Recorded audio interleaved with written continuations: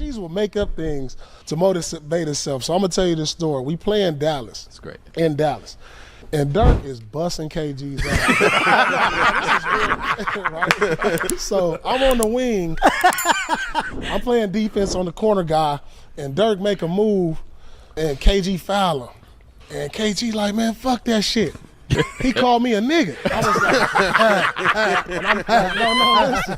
So I'm like, KG, he didn't. I was standing right there. He didn't. Right. He didn't. I know he didn't, KG. Don't say that. He said, yes, he did. He said it in German. I started to learn. He say things to get himself going. Yeah. I was like, he didn't say that. I was standing right there.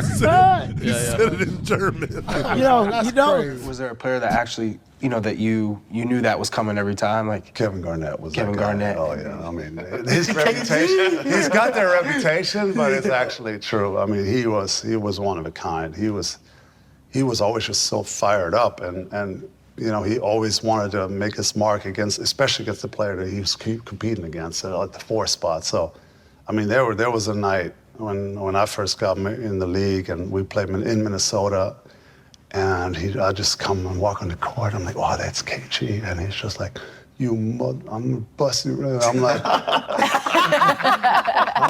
okay. I just wanted to shake his hand, and then I don't think we ever shook hands pregame. He's just that intense. He didn't want to even show you any weakness. Wow. So that's just who KG was. One time we played him. I think he was in Boston at that time. He was so rattled. I had scored a few. So there was a timeout. I'm getting up from my timeout. He's all the way. He had left his timeout early and was standing outside our huddle just waiting on me. As soon as I got up, everywhere I walked, he followed me with his nose on my nose. I'm like, this guy is just crazy. He wanted to pick me up as soon as I left the huddle.